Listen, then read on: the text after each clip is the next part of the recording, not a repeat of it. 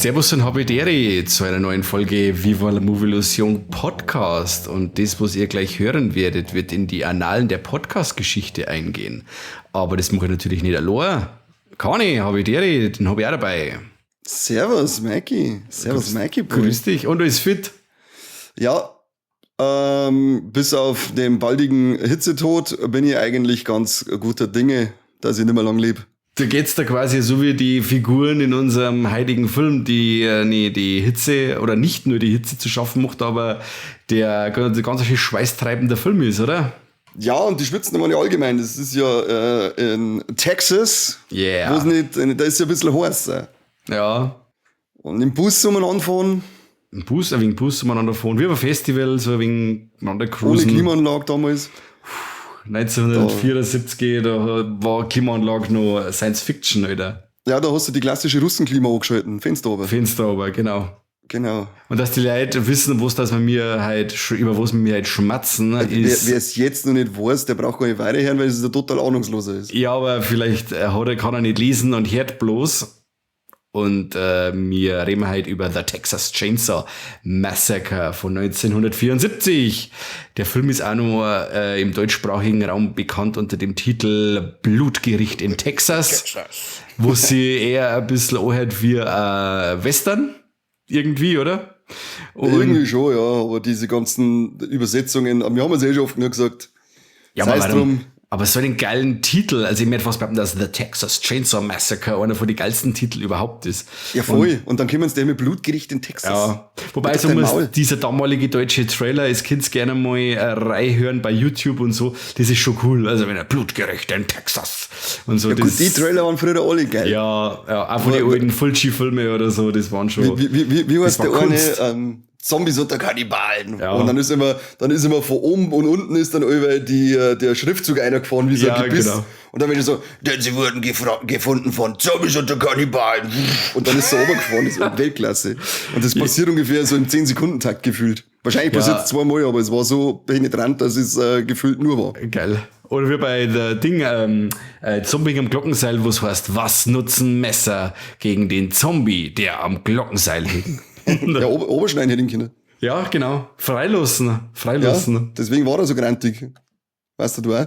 Apropos grantig, wir haben einen ziemlich grantigen Typen dabei und du kannst dir leider mal verzeihen, um was das geht in The Texas Chainsaw Massacre. In Texas Chainsaw Massacre, da geht's um ein paar Dudes, und ein paar Duderinos, Duderellas, die fahren dann mit dem Bus umeinander, eben in texanischen Hinterland. Und da nehmen sie mal einen Anhalter mit. Der ist auch nicht so ganz koscher, der Typ. Ja, und sie kommen dann zu einem Haus hin, wo jemand wohnt, oder wo viele wohnen, die alle nicht so ganz koscher sind. Und da ist dann dieser sagenumwobene Ledergesicht. Ein Hoch auf die deutsche Synchro.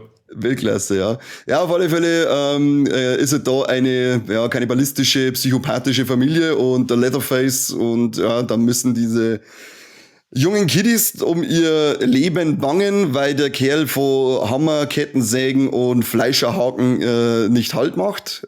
Zumindest, wenn es darum geht, die zu benutzen an menschlichen Leibern. Und für 1974 ist es ordentliches Terrorkino gewesen.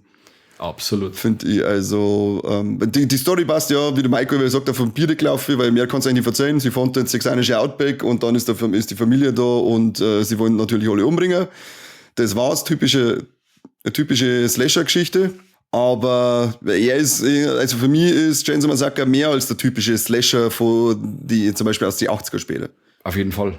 Auf jeden Fall. Also das ist wirklich Terrorfilm in Reinkultur. Und ich tue mir wirklich einmal hart, wenn es dann heißt, wenn die Frage aufkommt, der ist jetzt TCM Slasher oder nicht. Also grundsätzlich ja, da die sagen, weil er macht ja das, was ein Slasher auch macht, aber es ist schon noch mehr Und Terror-Slasher. Terror-Slasher, genau. Wir haben jetzt ein neues Subgenre erfunden. Ja, voll krass. Das hat sicher noch nie jemand gesagt. Noch nie. Nein, Stiegel, Mike und Kani sind am Start. Und es gibt einfach Filme, die hinterlassen einen derart tiefen Eindruck in der Filmgeschichte, einen Abdruck in der Filmgeschichte. Und die das Genre wirklich nachhaltig prägen. Und da ist wirklich der Texas Chainsaw Massacre wirklich einer von den Filmen, wo man sagen kann, ja, das ist ein Klassiker, ein genre-definierender Klassiker. Obwohl man des Titels eigentlich viel explizitere Gewalt erwartet, geizt er zwar nicht mit psychischer Gewalt oder auch mit ein paar Dresche und so und hin und her, aber so diese krassen Kettensägenmorde und so, das bleibt ja in dem Film ja eigentlich aus. Warum ist der Film dann trotzdem cool? Keine Ahnung. Ich habe nicht gesagt, dass er cool ist. Ach so, findest du gar nicht so cool? War tatsächlich, wo ich den Film das erste Mal gesehen habe, war das so in meiner Gore-Bauernhund-Zeit, wo halt nur wilde Splattereien und was du mal alles nachholen musst und alles, was ab 18 und verboten und zensiert war bei uns, das muss ja gerade nur von Blut triefen, da musst du aus den Boxen vom Fernsehen aus drinnen. Und dann schauen wir den damals an und singen wir so, was soll denn das? Die verarschen mich doch. Was ist so schlimm an dem Film? Und ich hab mich überhaupt nicht richtig drauf einlassen, weil ich wollte nur Gedärme sehen und wollte nur sehen, wie die Leute mit der Ketten sogar auseinandergestellt werden. Kriegst du halt überhaupt nicht geliefert. Den Film habe ich dann ein paar Jahre später noch mal angeschaut und dann ist halt eine totale Wucht gewesen, wenn du halt mal ein wenig weg von diesem Gore-Bauern-Scheiß gehst und sagst, jetzt schaust du den Film wirklich mal an, was er überhaupt zum Bieten hat. Und dann ist der Film halt einfach brachial brutal, dieses Hilflose, dieses in der Weiten da draußen irgendwo gefangen sein von irgendeinem Gestörten, also allein diese ganze dreckige Atmosphäre noch dazu, es ist die ganze Zeit heiß, alle sind verschwitzt, alle sind eklig. Mir hat der dann beim zweiten Mal schauen, nachdem ich kein absoluter Gorbauer mehr war, hat mich der richtig gepackt und ich hab mir seitdem sie jetzt auch noch mit 4-5 Mal gesehen und er ist jedes Mal wieder brutal. Also der der verliert nichts von seiner Intensität bei mir. Ja, da bin ich bei dir. Vor allem, er vermittelt ja immer das Gefühl vom komplett ausgeliefert sein. Ja. Irgendwie, du hast nie die Chance, vor allem auch wenn es diese Präsenz vom Leatherface allein. Ich muss dazu sagen, mir ist beim ersten Mal schauen genauso gegangen wie dir. Bin damals mit meinem Freund, an Lukas, haben wir auch zum Mediamarkt gefahren und haben uns die Blood Edition geholt. Weil es geheißen hat, die gibt's jetzt beim Mediamarkt. Blood Edition mit Rache der Kannibalen, ein Zombie am Glockenseil und nur was war dabei? Das waren 3 Filme. Braindead, Dead Alive, genau, diese 3 Filme.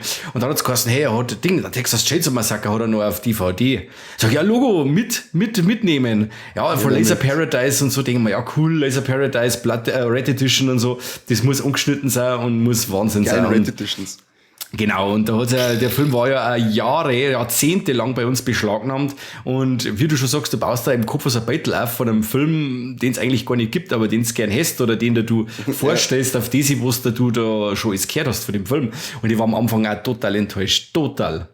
Und das hat er ziemlich lange angehalten und dann habe ich ihn dann auch nochmal in einer anderen Version gesehen, eben dann recht viel später dann auch auf Blu-ray und so und dann hat er mich halt auch total weggehauen. Dann geht das Messer in der Hosen auf und dann sagst du, ja, der Film hat auf alle Fälle mehr zum Bieten als nur sein Titel. Und das ist extrem intensiver Film. Vor allem, wenn man sich denkt, weil viel von den ganzen, also man hört halt, ja, Texas Chainsaw Massacre beschlagnahmt und viel von den ganzen beschlagnahmten Filmen, die man dann schon gesehen hat zu der Zeit, das waren halt so richtige blutige Hammen einfach. Und denkst du, ja klar, da musst du doch da mitspielen, da muss er dann genauso sein, geht gar nicht. Dann so geht der Film los, da hängt doch dann auch diese verweste Leiche, dieses Gammelding da umeinander, und du denkst, ja genau, das Melche, jetzt geht's ab hier. Anreidige Scheiße. Und genau, dann dieser Sound dazu, dieser Sound. Ja. Richtig anreidig und alles ist grintig, die Leiche schaut auch voll asozial aus, das ist richtig gut gemacht. Die ganze Gegend ist runtergekommen und dreckig, die Leute sind alle eklig und asozial. Denkst du, geil. Und dann sitzt du da und kriegst halt einfach nicht diese Splatterei, die du da erwartet hast. Aber später gelangt, also zumindest mir gelangt halt später dann auch diese ganze, ich finde allein diese Busfahrt mit, wenn eben der Ding, sein Bruder, wie heißt der? Der Hitchhiker. Genau, wenn der Hitchhiker da einsteigt, das ist so alles ist so gestört einfach. Ja. Das ist allein diese Fahrt, wo eigentlich nicht wirklich was passiert. Ich glaube, er schneidet sich mit den Tinte, oder? Ja, genau. Und schmiert ist dem anderen ins Gesicht ein. Ja, aber genau. das, was er halt auch redet, das ist so oder wie er dann die Viecher umbringt in der Metzger, im Schlachthaus und so. Das ist schon, unangenehm. Voll. Das ist richtig. Die ganze Fahrt allein, wenn die da schmerzen und die Reederei, da sitzt da und denkst du, was, Es ist auf der einen Seite, wenn du es halt anschaust, denkst du so, ja, es ist irgendwie so dumm, so typisch 70er Kackdialoge mäßig, aber auf der anderen Seite ist trotzdem nicht so wie bei Last House on the Left, wo es dir einfach teilweise richtig aufregt. Sondern da ist es so dämlich, aber trotzdem ein wenig, was du sagst, das ist beklemmend irgendwie. Die ganze Situation ist einfach Wobei ich sagen muss, Last House on the Left hätte wahrscheinlich einen ähnlichen Impact auf uns, wenn er diesen komödiantischen Part mit diesen Polizisten nicht hätte. Weil der Film ist ja an sich ein grimmiger Bastard, nur diese Musik reißt's raus und diese Polizisten, da wo du meinst, die sind aus dem Highway ist die Hölle los oder sowas. Aber der Texas Chainsaw Massacre ist halt wirklich ein grimmiger Bastard, von vorn bis hin. Humorlos. Und komplett stressig, ist ein richtig stressiger Film. Voll. Und bei mir geht's ja schon los, wenn ich diesen Rolltext sehe am Anfang, à la Star Wars. Dieser Rolltext und du sagst, boah, leck, und das ist eine wahre Geschichte und boah, leck mir Marsch. Und dann gehst du schon mit diesem Ding hier und dann kommt dieser Vorspann, eben mit diesen hergerichteten Leichen und so, und dann sagst du, lecke, cool. Dann haben wir schon eins von unseren 3T, dann liegt da schon mal so ein totes Viech da und so, und dann sagst du, um Himmels Willen, wo kommen wir denn da noch hin? Und dann eben diese Autofahrt, wie du sagst, mega. Und es wird ja immer schlimmer. Also, ja, genau. Bis dann wirklich einmal in diesem Haus, wo sie hinwollen. Sie wollen ja eigentlich, wollen ja die Jungen, durch diese Grabschändungen, wollen sie ja quasi zu irgendjemandem, zum Onkel oder zu ihren Eltern oder irgendwie so, wollen sie ans Grab hinfahren und wollen schauen, ob die auch geschändet worden ist. Und dann bleiben sie halt da eben liegen. Und die Einheimischen haben halt da die Touristen zum Fressen gern. Ja, schon, wir sind total überfordert, wenn Sex Leatherface und so, er ist ja nicht koordiniert oder er plant ja das ja nicht irgendwie. Er bleibt da nicht cool wie jetzt ein Jason oder so. Er flippt ja komplett aus. Er flippt aus und reagiert überreagieren. Wenn der einer da in deine Bude einsteigt, dann muss der natürlich mit dem Hammer da schlagen. Was merkst du denn da? Instant. Das ist Stand Your Ground, ist ja, glaube ich, eher Gesetz bei den Amis, oder? Vor allem mit Texas. Ja, eben, das ist, eigentlich ist er kein Mörder. Nein, das stimmt, er hat ja nur seine Property verteidigt, oder? Genau, eigentlich sind ja die Hippies sind ja eigentlich die Besen. Das stimmt. Das ist, der Film ist völlig missverstanden und der Leatherface ist völlig missverstanden. Er hat nur sein Eigentum und seinen Grund verteidigt. Vor allem, er ist ein bisschen geistig, ein bisschen minder bemittelt und so und man kann es schon mal nachvollziehen, dass er da einmal einen Aussetzer kriegt, oder? Also ich darf jetzt nicht sagen, dass ich nicht genauso reagieren darf. Ja. Bei Hippies, da steht's mir bis da. Also, wenn ich Hippies sag, Oberkante, Unterlippe. Okay. Scheiße, LSD-Opfer. Ach, ja, vor allem, die Hammer-Szene ist sowieso der Hammer. Ja, vor allem, es hat halt auch so also die Leute gehen halt drauf, wie es halt teilweise auch dem Vieh geht im Endeffekt. Ja. Wie es eben der Hitchhiker schon sagt, dass der Grandpa der Beste war mit dem Hammer und so, und dann wird natürlich einer schon mal sauber mit dem Hammer erschlagen, wie es halt damals so üblich war. Dann die andere, die Pam, glaube ich, die wird ja dann auf diesem Fleischerhaken da aufgespießt, wieder so ein Sauheften und so. Also der Mensch wird in dem Film so richtig als Schlachtvieh wirklich behandelt. Das ist schon komplett, krass. Also da ist wirklich, also da hast du irgendwie bei den anderen Slasher, ja, da werden sie einfach abgestochen oder so, das so, was sagst du, ja, so ein normaler Mord, so halt ein cooler menschlicher Mord einfach. Ja. Also nichts Besonderes, so das sind wir halt auch Daten. Aber der Leatherface ist halt da so richtig, ein Mastbetrieb ist das da, also so richtige Schlachtanlage da, mit dem Hammer da schlagen, gerade dass er kein Bolzenschussgerät noch dabei gehabt hat, auf dem Hagel durchschneiden, ausblirten lassen und was weiß ich. Es ist so, du meinst, du stehst beim Frischmetzger drin. Das stimmt. Und vor allem er hätte dann so zwei so Szenen drin, wo aktiv mit der Kettensäge quasi auf Leute losgegangen wird, aber das passiert immer so außerhalb vom Beitel, dass das quasi nicht siehst. Aber jetzt wieder mal einer von den Fällen, wo du sagst, ich muss gar nicht sehen, das, was mir mein Kopf oder meine Fantasie da vorspielt, das ist noch viel krasser.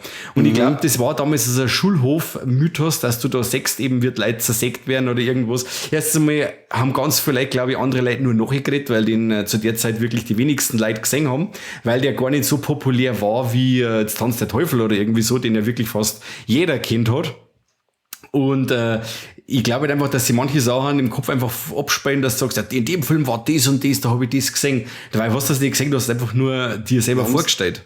Da haben sie wieder die russische Version gehabt. Ja, genau, die kriegst du so gar nicht. Nein, die kriegst du so gar nicht. Die hat ein Spätzle auf der Festplatte, aber die ist hier. Scheiße. Das ist die einzige Version davon, ist jetzt einfach weltweit kaputt gegangen. Das stimmt. Was sagst du überhaupt zum Franklin? Der Rollstuhlfahrer. Der Rollstuhlfahrer Franklin, ja. Ist das einer von den 3 nervigsten Charaktere in so einem Film überhaupt? Ha? In der Filmgeschichte? Ja. Scheiß Franklin. Ich wollte mir als Flop aufheben. Ich versteh's. Ich Es ist halt, ich weiß ja nicht, ich hab mir jetzt auf Englisch nur zum Teil angeschaut, also so die zweite Hälfte habe ich dann auf Englisch angeschaut. Ich hätte mir jetzt im Nachhinein gern noch mehr auf Englisch angeschaut, ob seine Stimme wirklich so nervig ist wie die deutsche Synchro. Und das ist ja wirklich Wahnsinn. Also auf Englisch habe ich noch nichts gesehen, kann ich jetzt auch nicht sagen, aber ich habe mir die ganze Zeit gedacht, den Bus bitte stiegen sofort ab, den Mongo. Da geht mir vielleicht was auf den Sack. Aber krass. Warum kann er nicht sprachbehindert sein? Das soll von mir aus gehen können, aber er soll nicht schmerzen können. Das war mir viel lieber gewesen. Ja, aber trotzdem, er ist wirklich eine arme Sau. Vor allem, alle hauen ab, er sitzt da mit seinem Ding, dann kann er nicht davor mit seinem Rollstuhl, irgendwo ist eine Teerstraße. Seine Schwester schimpft sehr tot mit ihm, dass sie kümmert sich wirklich, weißt? Sie schimpft nur umeinander durchs letzte Drecksloch und so, dass er nicht allein ist. Gibt's in Texas nicht? Nein. Vor allem nicht 74, alter Schwede. Ich glaube, die gibt's heute noch nicht. Ja. Nein, wenn ich gehen kann, wird erschossen. Ja, genau. Der steht auf meinem Grund. Bumm! Also ab jetzt gibt's einmal so Spoilerwarnung, wer er noch nicht gesehen hat. Ja. Schaltet's aus, setzt die hin, schaut ihn an, schaltet dann wieder ein und holt's einmal. Das ist nämlich Kultur. Also nicht nur immer Arte anschauen oder NTV, einmal so richtig Kultur, einmal das Kettensägen-Massaker einschmeißen. Der Film hat jetzt übrigens auch das 50-jährige Jubiläum, Freunde, also den kann man sich schon mit reintun. Und 50 Jahre ist Wahnsinn, gell? Ja, das ist brutal. Und dank der Turbine Medien AG, oder Turbine Medien, meine ich, heißt es bloß, haben wir halt auch die Möglichkeit, dass man das Ding auch jederzeit bei Amazon oder bei irgendeinem anderen physischen Datenträger, Verkäufer eurer Wahl kaufen kann. Und das ist wirklich cool, weil der Film war wirklich ewig lang fort und wer den noch nicht gesehen hat, dort euch an, weil es wirklich cool ist. Auf jeden Fall, dieser Kill dann am Franklin, wie gesagt, du siehst auch wieder nichts, ist aber voll krass, wenn er dann da schreit und so und auf einmal ist es gar mit ihm.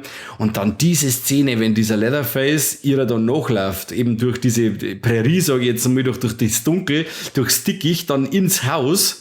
Und was sie dann da in dem Haus alles sagt, weil wir im Endeffekt sehen wir den ersten Stock dann auch zum ersten Mal und was die da überhaupt so alles geleistet haben da oben, das mit Leichenausstopfer und der Grandpa sitzt noch oben und so, das ist alles massiv verstörend. Und dann geht diese Flucht noch weiter, eben wieder vom Fenster raus, wieder durch die Prärie bis zu dieser Tankstelle und ich finde das so krass. Also wirklich diese Präsenz von diesem Leatherface, vom Gunnar Hansen, Wahnsinn. Also wirklich aussichtslose Situation. Der Typ ist mit der Kettensäge hinter dir her. Ein 2 Meter Hühne. Du hinkst, dir tut dein Fuß weh und der ist hinter dir her. Hat mich nach wie vor wieder voll gestresst. Ja, stressig ist der Film ohne Ende. Der Gunnar, wie heißt der? Gunnar Hansen. Hansen, keine Ahnung. Bob. Der hat wirklich, wie groß ist der Mensch gewesen? 2,50 Meter und 300 Kilo schwer.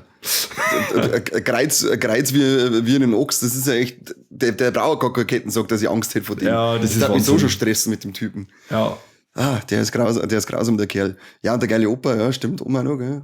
Haben schon gut hergekriegt. Da oben. Auch allgemein das Haus. Also es ist wirklich Wahnsinn, wie viel Liebe da jetzt in Anführungszeichen drinsteckt. Also mit Hähner in so einem kleinen Vogelkäfig, dann diese Dekorationen mit Knochen und lauter so ein Zeug. Also das ist maximal morbide. Und ich möchte nicht wissen, wie es da gestungen hat. Sei mir nicht besser. Meinst du nicht, dass es ein bisschen putzt haben zumindest? Nein, ich kann mir das nicht vorstellen. Ich glaube, dass da genauso, wie es den Figuren geht im Film, dass die das genau, die Darsteller so mitgemacht haben, weil dieses alte Klump, das da rumliegt und bei der Hitze, da fängt ja sowieso alles Stinger an. Also das ist sicher der Hammer gewesen. Wie bei Day of the Dead, oder? Ist das, wo einer der Eingeweide und so weiter zum Graben angefangen haben, aber sie haben es noch hernehmen müssen. Was der Kühlschrank, ich glaube, in Tom Savini ist der Kühlschrank verreckt, oder? Ja, irgendwie so. Also dann die haben ja das, glaube ich, wirklich mit Gedärm und so weiter, einfach mit Tiergedärme hergekriegt. Und ist ja noch alles schlecht geworden und dann haben sie den asozialen Scheiß die aufschütten lassen müssen, weil sie nichts anderes mehr gehabt haben, oder? Ja, genau. Ja, das ist natürlich schon Wahnsinn. Und vor allem zu der Zeit, da hat noch keiner gesagt, hey, ich hab ja Rechte als Schauspieler. Da hat's geheißen, mach. Sie fix. Genau, sonst kommt der Weinstein. Und dann natürlich, also du siehst ja dann quasi da diese Hierarchie quasi, kriegst du ja dann mit, wenn's die Sally dann quasi einmal gefangen haben, dann siehst du quasi, dass der Koch, der Tankstellenwart quasi auch dazugehört, der Hitchhiker ist dabei, der Leatherface und der Da Grandpa kennen eigentlich wieder natürlich. so ziemlich alle dazu, oder? Ja, die 4 sind jetzt die- quasi, aber die, wo dann die am Tisch man- sitzen. Ne? Ja gut, so viel hast du eigentlich vorher gar nichts gesehen. Nein. Gerade irgendwie so normale Hillbillies. Ja, und die natürlich auch ist cool, also wie an diesem Tisch sitzend und dann dieses endlose Geplärr, dieser Sound dazu. Und dann auch diese Nahaufnahmen von ihrem Augen und so, da wo es dann wirklich in ein Oh, paar das ist verschiedene mega. Einstellungen das mit dem Augen sechst und so. Also Gibt's ein schönes Artwork, gell? Ja. Von der großen Box da. Ist die nicht auch von Turbine gewesen? ja, von Turbine, ja. Ah, richtig gut. Die Turbine, die haben zwar den Film jetzt maximal auch ausgeschlacht, also die haben wirklich alles und jedes Format und alles mittlerweile rausgebracht, was es irgendwie gibt. Steelbook, Mediabook, UHD, diese Boxen da, diese wunderschönen und Dinge. Ja. Also, aber wahrscheinlich Zwei muss... sogar, oder? Ja, genau. Einmal mit dem Augen, einmal mit dem Gürteltier, oder? Ja, genau. Genau. Aber ja, wie gesagt, also man muss ja auf alle Fälle das schon mit zugute halten, dass sie den Film da freiboxt haben und bitte haut es raus. Bitte, Her damit, macht's her das. damit, ja. Es dürft's das haben. Das ist allgemein, der Sound von dem Film ist also der Score ist echt, der ist so richtig, der ist so, ich kann auch nur immer das stressig sagen, das stresst mich zusätzlich Ja, nur die ja. ganze Zeit. Es sind nicht gerade die Beutel, dass da eben da diese riesen Hühner dahinter herläuft, sondern dann auch noch der Sound dazu, das komische Gequietsche und Gekrächze, dann diese Nahaufnahmen von ihrem Augen am Tisch, das ist alles so, Ja. mach mich fertig. Krass. Und ich bin jetzt gespannt, das Label Waxwork hat jetzt quasi diesen Soundtrack vom Texas Chainsaw Massacre als Vinyl angekündigt. Da bin ich gespannt, was da für Tracks drauf sind. Das ist wahrscheinlich ähnlich problematisch wie Inside. Ich glaube, Inside gibt's ja auch, den Franzosenfilm, der ist ja auch soundtrackmäßig ähnlich gelagert. Das ist ja eine das sind auch nur Geräuschkulisse. Genau. Nur Störgeräusche. Genau, richtig. Und auf diesen Soundtrack bin ich wirklich gespannt. Ja, den kannst du die Burm zum Einschlafen vorspielen. Da haben sie sicher Freude. Ja. Nichts mehr Ja, drei um Fragezeichen Kids. Jetzt gibt's so einen Nein, Soundtrack nix. vom... Dann bringst du dich schon um 6 ins Bett und stellst dich vor und stellst den Radio, stellst vor dir, weil sie nicht mehr außer dran. Ja, Hast ab 6 hast frei. genau, so schaut's aus. Ich frage mich, ich weiß, wie Kindererziehung geht. Ja. Und vor allem, ich finde es dann auch cool, wie er dann auch endet zum Beispiel. Also dieses abrupte Ende, das ja eigentlich da den Zuschauer mit runtergelassenen Hosen dastehen lässt. Für quasi, du weißt zwar, das Final Girl ist jetzt davor gekommen, aber der Film ist wieder so Argento. Es ist alles gesagt, es ist alles da, ja, da oben ist er, alter Lump. Der Argento, der hat auch, wenn alles erzählt ist, wenn die Handlung durch ist, zack, sofort ein Abspann. Es gibt keinen Epilog mehr oder irgendwas, zack, Ja, sofort. was möchtest du denn dann? Was möchtest du denn dann? Ja, eben. Wir sehen nur den geilen Kettensägentanz vom Leatherface im Sonnenuntergang. Oder Aufgang Der ist ist es sauber. mittlerweile, oder? Weil sie an den... Da hat er dann also, hat er da dann auch anders gekostet? Der schaut irgendwie anders aus. Ja, der hat oder? 3 Kostüme. Er hat 3. 3. Das ist die Kill Mask quasi, wenn er da am Anfang die Schlachtung Ja, da macht. genau. Dann hat er beim Essen diese Grandma-Maske quasi und hat er diese braune Schürzen dann irgendwie an Ja. und so und schaut ein wenig so aus wie so eine Oma. Und dann hat er quasi die Pretty Lady Mask oder sowas quasi, das jeder mit Lippenstift, mit wo Ja, er mit genau, Anzug das- und Krawatten dann quasi da sitzt. So wie nach einem Schminktutorial, Ja. da bei mir ausschauen. Gell? Genau, mit blauen Augen und rote Lippen und so. Genau, blaue Augen haben wir aber von unseren Eltern in der Regel schon gekriegt. Ja, oder Samstag in der Früh nach dem MGM. Nach dem MGM-Besuch. Ja, weil es wieder geheißen hat, draußen du am Türsteher den Zopf abschneiden.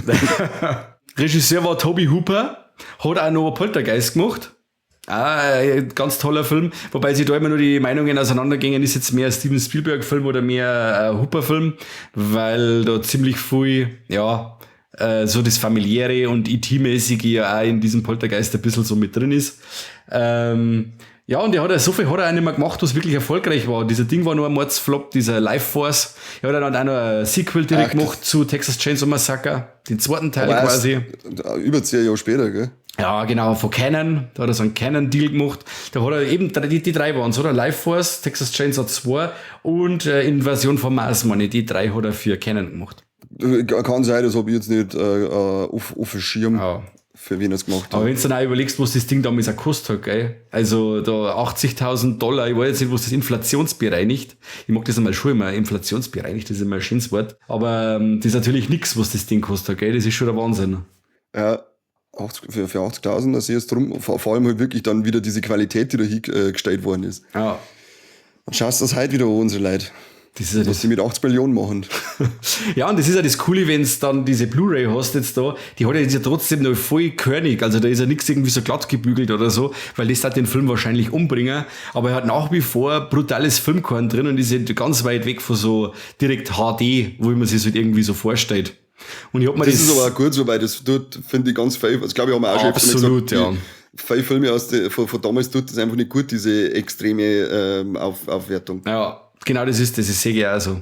Und ich habe mir jetzt zum letzten Mal, wo ich mir jetzt eben angeschaut habe, das war am Wochenende, ich habe also ein Open-Air-Kino gemacht bei mir daheim. Ja, ich weiß schon, da wolltest du uns eigentlich einladen, hast du mir gesagt, aber es ist nie passiert. Nie. Weil zuerst habe ich mit den Kids noch ein Playmobil-Movie angeschaut und dann haben sie alle ins Bett, die Frau auch, die war auch schon miert. Halb 10 habe ich mir gedacht, was tue ich jetzt mit dem angebrochenen Abend noch? Dann bin ich da gestanden zwischen The Thing vom Carpenter oder Texas Chainsaw. Habe mir gedacht, weißt du was, der, wo jetzt Geburtstag hat, den schaue ich mir an. Und das war voll krass. Also da auf großer Leinwand und ich habe da so eine Soundbar und da habe ich ein wenig aufgetragen, weil meine Buben, wenn schlafen, dann schlafen sie. Und bis der Open Air und bei mir der nächste Nachbar 200 Meter weit weg und habe dann so richtig fett aufgetragen. Ist mir war voll direkt unwohl. Also dann da draußen allein sitzen, im Dunkeln. Das war Die Viecher hörst im Hintergrund umeinander rennen und schreien, oder? Ja, war sehr, sehr unangenehm. Aber ein Aber cooles besser zur Erlebnis. jetzigen Atmosphäre passt als das Ding. Auf jeden Fall. Also dieses Den schauen wir uns im Schweißtreiben, Winter draußen an. das war Wahnsinn. So eine Feuerschale, Ja, Grillen, J&B. das machen wir. Und dann sehe ich es auf Facebook, dass du das wieder allein gemacht hast. Richtig, und dann freust du dich wieder, recht. Du Bläser. Der Film hat ja eine ganz krasse Vergangenheit, zensurtechnisch. Und zwar ist er ja 1982 in einer, trotzdem, dass es schon gekürzt war, ist er indiziert worden und dann beschlagnahmt. Und dann war er ganz schön lang weg, weil er dann am 11. August 2010 ist er dann erst wieder quasi rehabilitiert worden. Und Schmarrn, jetzt habe ich einen Scheiß verzeiht. Die letzte Indizierung war am 11. August 2010. Das war die letzte Indizierung. Oder Folgeindizierung, genau. Ja. Und am 6. September 2011 ist dann die Beschlagnahme aufgehoben worden. Also, dass wir noch eine Folgeindizierung machen. Ja, unbedingt. Weil wir werden einfach nicht gescheiter und wahrscheinlich, ich weiß nicht, wie das bei der Prüfstelle abläuft, ich kenne mich nicht aus, ob man da einfach sagt, Stempel drauf, bumm, das ist eher ein Drecksfilm. Ja, Krampf da. Ja. Der ist überhaupt nicht so blurig, den teilen wir gar nicht an. Hat der Genau. nur bei uns in Deutschland seine Zensurprobleme gehabt oder war der woanders auch, hat es der woanders auch recht schwer gehabt? Weißt du das? Das weiß ich vielleicht gar nicht. Ich glaube, dass er bei den Amis, durch das, dass da kein Busen und nichts dabei war, glaube ich, dass der da nicht viele Probleme gehabt hat. Ich kann mir das jetzt nicht vorstellen. Ich weiß nicht, wie gesagt, aktiv bei uns, dass der so viele Probleme gehabt hat und wie es in den anderen Ländern war, kann ich da jetzt leider nicht sagen. Ja, das war eigentlich gerade damals noch interessant gewesen. Aber Ja. gut, wenn er ein Grundrecht eigentlich repräsentiert mit Stand Your Ground, dann müsste der eigentlich Ja, als eben, der kann als Lehrfilm Lehrvideo in der Schule, in genau. Schulen ab der ersten Klasse gezeigt werden. Ja, richtig. So die kleinen Kinder hinten drin sitzen und in die Luft schießen, wenn da den ersten Verschluck haben. Und bei uns kann er ja jetzt quasi an Schulen gezeigt werden. Seit seiner Beschlagnahmungsaufhebung. Vielleicht gibt es einen Lehrer, der sagt, hey, hau mal rein, dann wisst ihr, was los ist. Welche Schule möchtest du denn zahlen? Für was denn? Ja, das ist ein Kulturgut. Das ist Kunst. Ja, du hast deine Kinder ins Bett geschickt, anstatt dass du ihnen sagst. Ja, da haben sie noch zu Leute. Die gehen ja noch nicht in die Schule. Wir sollen ja nur sollen ja Schulkinder singen. Erst ab der ersten Klasse. Die erste TV-Ausstrahlung in Deutschland war dann der 15. Oktober 2015. Also die sind dann so diese Marks, wo es dann wirklich dann da sitzt. Die haben wir dann damals auch im Fernsehen angeschaut, das war auf Kabel 1. Das ist krass. Wenn du dann da sitzt und sagst, Malik, du hast jetzt diesen höchst problematischen Film. Ja, also wirklich höchst problematisch. Und darfst du jetzt im Fernsehen anschauen, genau wie der Tanz der Teufel freigegeben worden ist. Und dann ist der dann auch, ich glaube, der war auch Kabel 1, dass der dann da gelaufen ist, sagst du, ja krass, wie sich die Zeiten ändern. Aber es hat halt einmal schnell 40 Jahre gedauert, dass man den Film im Fernsehen sagen darf. Brutal. Das ist vor allem, wenn du sagst, 2011 oder 2010, wie du vorher gesagt hast, nochmal Folgeindizierung, zu der Zeit sind ja schon Sachen wie So und Hostel und so weiter gelaufen. Dass man da dann wirklich immer nur sagt, da machen wir jetzt eine Folgeindizierung, ich habe eigentlich schon selber mitdenken können und sagen, was, lassen wir auslaufen, das passt jetzt schon. Ich sage ja, da hat kein Mensch geschaut. Kein Mensch. Da hat einfach nur geheißen, oh, dieser Titel, bupp. Hat zwar schon Staub drauf, aber. Ja, hat sich gar nicht gerührt, dass wir den freigeben, dann lassen wir ihn einfach. Genau so schaut's aus. Kann das Interesse nicht so groß sein. Genau so ist. Aber ich sehe es gerade, weil es ist ja voll krass gewesen damals. Der Film ist ja 1974 in Amerika rausgekommen quasi. Und bei uns ist er dann damals am 25. August 1978 erst rausgekommen. Das ist ein Wahnsinn, da haben ja 4 Jahre dazwischen. Brutal. Ich habe mir dann auch gedacht, was jetzt geheißen hat, der wird 50. Denke mir, was, 1978, das stimmt irgendwas nicht. Ja, natürlich, der war ja 74, ist er der eigentlich schon rausgekommen. Aber das ist ein Wahnsinn, gell, was du jetzt sagst, bei uns sind es teilweise schon eine Woche vor dem US-Start, dass teilweise bei uns in Deutschland schon laufen und früher hast du Jahre gewartet. Und dann hast du auch noch schnell sein müssen, dass du irgendwie vielleicht die unzensierte Fassung zum Singen kriegst, weil so schnell wie es den beschnitten haben. Ja, oder dann eben sogar eingezogen. Ja. Das ist eigentlich bannsen, wenn er eine FSK-Freigabe gekriegt hat, dass sie trotzdem nur indiziert und beschlagnahmt haben. Das ist ja immer der Witz gewesen. Das war schon immer der Witz, wenn du dann auch sagst, der ist auch gekürzt. Das war ja eine gekürzte Fassung, die da als erstes indiziert worden ist. Ist ja das schon ein Witz, weil er ist ja schon bearbeitet, dass er für den deutschen Markt frei ist. Ja. In Anführungszeichen. Und dann kommt er aber nochmal weg. Das ist doch alles ein Witz. Also, ja, früher waren es richtig geil. Ja, mittlerweile muss man wirklich sagen, wir leben jetzt in einer Zeit, wo wirklich das Wenigste noch beschlagnahmt wird und wo hübsch wenig Sachen dann auch geschnitten zu uns kommen und Dinge. Also da hat sich wirklich schon viel da. Aber da zu der Zeit, Anfang, Mitte der 80er, das war schon eine wirkliche Hexenjagd. Wie viel hat denn damals gefeit ungefähr? Weißt du das? Nein, da müsst ihr wirklich, wen es wirklich interessiert, schnittberichte.com. Vielleicht schaut's da mal rein, da wisst ihr dann, da gibt's ja mehrere Schnittfassungen oder. Ja, ich habe jetzt gerade mal eine rausgesucht und das ist ein altes VPS-Tape von uns anscheinend, im Vergleich mit der ungekürzten. Und da haben wir einen Unterschied, 35 Schnitte von 9 Minuten und 57 Sekunden. Wir können bei dem Film 10 Minuten auszuschneiden. Kettensägen-Massaker. Das ist das beste Cover überhaupt. Das ist echt super. Aber die haben ja da noch 2010 Spio JK VHS und österreichische DVD. Die Fassung übrigens identisch mit einigen Auflagen der Laser Paradise. Das ist, wie gesagt, länger als das alte Tape, aber immer noch um knapp 4 Minuten gekürzt. Das habe ich gesehen. Das war damals das erste, was ich noch gesehen habe mit dieser Laser Paradise DVD. Dann die war auch da 6 Minuten gefeit. Ja, und vor allem, es waren ja da nicht nur Gewaltschnitte drin, es war ja, wenn die andere da in den Raum reinfliegt und dann diese Hähner in diesem Vogelkäfig. Die Szene habe ich manchmal, die hab ich nicht kennt. Also, wo ich zum ersten Mal gesehen habe, das ist abgegangen. Und dann habe ich mir eben dann zum ersten Mal dann auch wieder diese Turbine-Edition angeschaut. Die hat's ja vorab schon über Österreich gegeben. Da war er bei uns noch gar nicht FSK geprüft, nach der Entschlagnahmung. Und dann habe ich mir den angeschaut und haben mir gedacht, krass, weiß ich nicht, kenne ich nicht, ist mir neu, cool, wow. Und dann haben wir noch die gute FSK 16 DVD gehabt. So die hat dann noch 60 Minuten gehabt, oder? Ja, das war der Feind dann 11 Minuten 35. Wahnsinn. Und eine Alternativszene hat es auch noch gegeben, ja. Ja, da haben wir schon das hat man auch noch mal oft, wenn man früher auf Schnittberichte geschaut hat, da hast du dann oft, keine Ahnung, 6 oder 7 verschiedene Schnittfassungen da gehabt. Ja. Dann hast du erst mal schauen müssen, was ist jetzt die längste Fassung, die ich jetzt erzählen möchte. Das hast du jetzt eigentlich auch fast überhaupt nicht mehr, wenn du irgendeinen Film organisierst. Das stimmt. Das waren noch gute Zeiten damals, da hast studiert haben müssen. Ja, aber in der Zeit, wo Terrifier 2 ungeschnitten kommt und läuft dann bei Amazon Prime und was weiß ich, da mag ich so einen Scheißdreck noch mehr von wegen Beschlagnahme jetzt irgendwas oder so. Also die Zeiten, meine ich, sind massiv vorbei. Das darf ich auch behaupten. Also ich führe da einmal gern Terrifier 2 an. Ja. Seitdem der ungeschnitten durchgekommen ist, braucht es mir nicht mehr mit irgendwas von gewaltverherrlichend oder sonst was oder Selbstzweck daherkommen, weil dann ist für mich die Zensur gerade nur ein Selbstzweck gewesen und sonst nichts. Ist für dich die 18er Freigabe noch gerechtfertigt oder war das bei dir so ein Fall wie bei Tanz der Teufel, dass ab 16 auch freigegeben sein hätte können? Nein, ich finde da fast die 18er, also ich glaube, man kann es einem 16-Jährigen zutrauen. Ja. Glaube ich schon, aber ich kann verstehen, dass Tanz der Teufel eher die 16er hat und Chainsaw Massacre die 18er, weil dieses Psychoterror-Gedöns vor dem Film mit dem Score, mit diesen Aufnahmen und so weiter einfach viel krasser ist, als das, sag ich jetzt mal, ein bisschen Slapstick-artigere, auch wenn Tanz der Teufel 1 noch eher ernst war, ist das aber trotzdem mit diesem Übernatürlichen und so weiter einfach ein bisschen, ich sag jetzt mal, ist witziger Splat-Trick, als es Chainsaw Massacre ist. Also den Unterschied verstehe ich schon, auch wenn ich sage, prinzipiell kannst du es einem 16-Jährigen wahrscheinlich zutrauen, aber da gehen wir auf Nummer sicher, aber jetzt noch 2 Jahre schaust du mit 18 Jahren. Ja. Ich bin bei dir. Also wahrscheinlich kannst du am 16-Jährigen schon sagen, aber ich finde jetzt bei dem auch wirklich die 18er noch eher gerechtfertigt als bei Tanz der Teufel. Sehe ich auch so. Täte ich auch sagen, täte ich auch sagen. Wie schaut's aus, wenn wir schon langsam zum Fazit kommen oder hast du noch irgendwas? Nein, können wir machen, weil wenn wir wieder zu lang schmatzen, dann kriegen wir vom Korbi wieder Dresche, weil er so viel schneiden muss. Das ist das. Ja, das hat er heute nicht, der hat im Kassettenschmerz oder nicht mitgemacht, bei der Aufnahme ist nicht dabei und dann darf er es auch nicht so lange aufnehmen, weil er mag nicht so lange schneiden. Ja. Conny, was ist denn dein Top und was ist dein Flop? Also mein Top ist die Hammer-Time-Szene. Okay.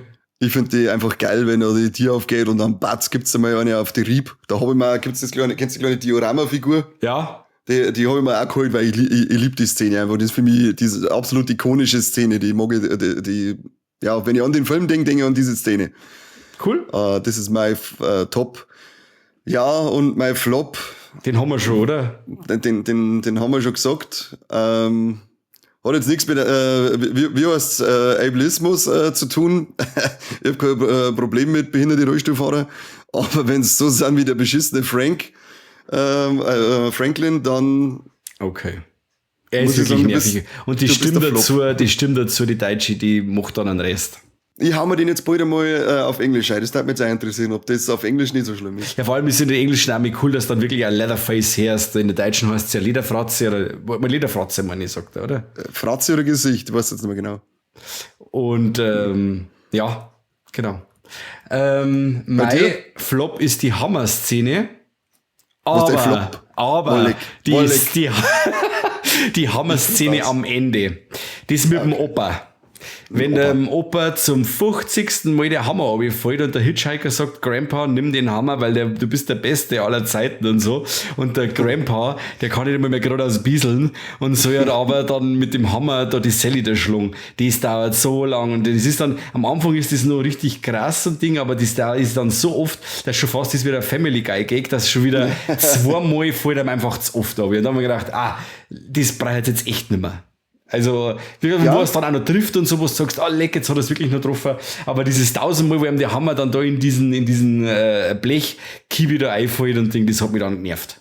Ja, das stimmt. Das ist aber jetzt alles Nörgeln auf hohem Niveau. Also, das ist einer von meinen absoluten Lieblingsfilme. Und ich habe jetzt wirklich auch überlegen müssen, wo es mir, weil es ist ja Pflicht bei uns, dass man was sagen muss, was einem nicht gefällt. Und ich habe wirklich bei dem Film jetzt wirklich spekulieren müssen. Ich hätte schon überlegt, um einfach mal nichts zu sagen. Ja, weil ob man wirklich diese Regel einführt, wenn man bewertet mit einer 5 von 5 mit einem Herz, wie es jetzt bei mir der Fall ist, dass ich gar nichts sagen muss. Aber das müssen wir mit dem Kabel mal abschmerzen, nicht, dass er uns dann ausschaut. Das machen wir einfach und dann sagt er schon, was er davon nicht, dass er uns wieder recht schluckt, wie sonst. Ja, dann helfen wir damit zusammen jetzt. Ja, das können wir auch da. Da lasst du nie wieder hängen. Und mein absolutes Top ist, das sind jetzt zwei Sachen, weil ich liebe diese Atmosphäre. Dieses schwitzig, stinkige und wie wir schon tausendmal gesagt haben, hysterische von dem Film, das ist wirklich Wahnsinn. Da muss die Gewalt gar nicht noch goriger sein, weil es schon so an die Nieren geht. Und diese Leatherface-Präsenz, wenn er die Leuten nachläuft, eben diese Szene, nachdem er den Franklin umgebracht hat, oder dann das Ende, wenn zuerst der Hitchhiker dann der Sally noch einen Rücken zerschneidet und dann im Hintergrund läuft er dann daher mit der Kettensäge und Ding und sagst, leck, jetzt hat's zwar den Hitchhiker erwischt mit der Black Maria, mit dem Lastwagen, aber jetzt kommt der andere noch ein Ding und das ist einfach der pure Terror. Und ja, also ein toller Film, nicht für die ganze Familie, aber es ist ein Familienfilm. Da die auch sagen, ja. Wenn man gewisse gestörte Familienverhältnisse hat, dann kann man sich mit zusammensetzen. Nein, aber die halten wenigstens so zusammen, weißt du? Das ist wirklich immer so eine Familiendynamik, wo man sagt, die halten zusammen. Egal, was passiert. Und auch wenn es jetzt heißt, hey, was tun wir jetzt? Unsere Lebensgrundlage ist weg, werden wir Kannibalen, wer Hand hoch? Ja, alle 4 Hand hoch, passt, werden wir Kannibalen, so machen wir das. Und ja, aber das kannst du ja nicht aus. Ja, eben, was sagst du mit dem da? Also bei uns war es wieder, dass dann einer sagt, nein, er wandert jetzt irgendwo aus und schaut, dass er am drunten kommt, weil ich sage, ja, dann bist du halt der Erste, der bei mir 3 fressen, du Trottel. Genau. Wenn du uns in den Rücken fällst, dann stech mir mir dir in den Rücken. Genau. Dann kommst du in die Wursteine. Genau. Snitches get Stitches, sagen wir dann. Genau. Aber ja. Also, du hast angefangen, dass der Film anfangen. Also, ja. Du hast mit Top und Flop mich gefragt. Ja. Also, haben wir für unseren Triple Threat auch was dabei, Mike? Sowas wie Titten. Nein, haben wir nicht. Keine Titties Nein. und Trompetis. Nein, haben wir auch nicht. Haben wir auch nicht. Aber wir brauchen noch ein Tier. Ja, Tote Tiere. Tote Tiere haben wir. Das habe Ach, ich. schau her. Ja. Dann geht's ja. Also nicht uneingeschränkt zu empfehlen quasi. Nicht 100%, ne? Nein. Nicht 100%. Aber ja. Aber sonst kann er schon überzeugen. Und mit seinen Sonst kann 80 er's schon, Minuten hat er wirklich kein Gramm Fett oder da ist was los. Nein, das haben sie alles sauber übergeschnitten. Und das mal nicht mal zensurtechnisch. Genau. Das ist schön. Sehr schön. Und der Film kommt jetzt dann auch wieder ins Kino. Dropout Cinema, meine, macht die ganze Gaudi wieder. Und da gibt es jetzt irgendein so ein Limited Release. Der kommt aber, und das ist quasi nur in irgendeiner so einer großen Kinokette, läuft der. Müsst selber schauen. Und das nächste ist, der wird aber dann so an Halloween rum, läuft er dann nochmal. Und das aber dann im großen Stil. Und da kann man sich das Teil dann nochmal im Kino anschauen. Und ich glaube, ich werde mir vielleicht auch noch im Kino anschauen, weil das, was ich jetzt da draußen erlebt habe im Garten, das war schon cool. Aber ich glaube, wenn die Leinwand noch größer ist, dann meine ich, ist das noch krasser. Da sitze ich auf alle Fälle im Kino. Das ist immer geil, so alte Dinger mal auf der großen Leinwand zum sehen. Das war mit Dawn of the Dead war es schon geil. Geil, ja. Mit Tanz der Teufel war es geil. Jurassic Park war jetzt von mir vor kurzem erst so ein Erlebnis auf der Leinwand. Einfach geil, mal so alte Dinger, wo man nie die Gelegenheit dazu gehabt hat, endlich auf der Leinwand zu sehen. Drum, ja, oder jetzt vor kurzem Robocop, das war natürlich auch der Wahnsinn. Ja, leider, das habe ich komplett vergessen. Da werde ich mich mein Lebtag lang dafür selber geißeln müssen. Der kommt nochmal. Ich hoffe es auch, ja, weil das war auch richtig geil gewesen und so eine Dreiviertelstunde bevor er angegangen war, schaue ich so, was läuft eigentlich die Woche im Kino? Wow, fuck, Alter, hätte ich nicht mehr geschafft, ich hätte noch schleudern müssen, duschen, anziehen und fahren, das hätte ich nicht mehr geschafft. Hey, ist ja da geschleudert im Kino? Das kaufe ich für $1. Dann kriege ich da auch wieder Hausverbot. Wie weit soll ich noch fortfahren in die Kinos? Jetzt war ich schon bis auf Fistbiber. Okay. Ja, das ist blöd. Da wenn du gewisse Zwänge hast, die du nicht kontrollieren kannst, dann hast du einfach deine Probleme. Das ist schwierig. Mit dem Leben. Wie das ist mit den Zwängen, das weiß der Leatherface, das wissen die Familie Sawyer und das wisst bei mir und der Corby weiß das auch und ich sag zu euch da draußen, danke fürs Zuhören und dort mal überall, wo es uns gibt, Glocken drücken, dort uns weiterempfehlen. Wir haben jetzt wieder einen Facebook-Account, schaut's vorbei, Viva la Movilusion Podcast. Diese Seite Viva la Movilusion allein ohne Podcast, die dürft bitte melden und entliken, entfollowern und dafür uns wieder folgen. Das war nett. Dafür auf Steady gehen und da ein Abo machen. Ja, yeah, genau. Viel wichtiger. Genau, so schaut's aus. Gell? Also Hast du dann. gut gesagt, ja. Ja. Was können wir sonst noch machen? Mit der Kettensack könnten sie VLM irgendwo einritzen? VL, ja, das kann es wirklich da. Schmucht es einmal, da mal irgendwie irgendwas Cooles schnitzen für uns. Das war gut. Ja, schon. Ich möchte, dass du mal so unser Viva la Movilusion Logo mit der Kettensack irgendwo ausschneidest. Wer das kann, das ist echt ein brutaler Kettensegler. Ja, ob der nicht ein Jahresabo kriegt. Nein, auf keinen Fall. Die geizige Wildsau. Ja klar, Alter, wenn du sich was herschenken unter den ganzen Schwanz. Aber wenn einer das aber schnitzen kann mit der Motorsack, das ist ja dann voll der Player. Ja, aber es ist wahrscheinlich ein Riesenbauer, der kann sich ja 18 Jahresabos leisten. Also schenken ihm erst recht nichts. Na gut. Ja. Okay. Also, danke fürs Zuhören erneut. Schön hast du ausgesucht. Merci dir. War ein schöner Film. Ja. Kann man nicht sogar meckern. danke. Jo. Sogar danke an alle. Okay. Und jetzt muss ich das wieder übernehmen, oder? Ja. Vielen Dank beim Zuhören beim besten bayerischen Filmpodcast der Welt. Nicht von Texas. Ja, auf jeden Fall. Wenn dann von Texas. Stand your ground. Stand your ground. If don't mess with Texas, oder? Ja, genau. If you fuck with me, you fuck with the whole trailer park. Also dann, macht's es gut und Haberderie. Servus und Haberderie.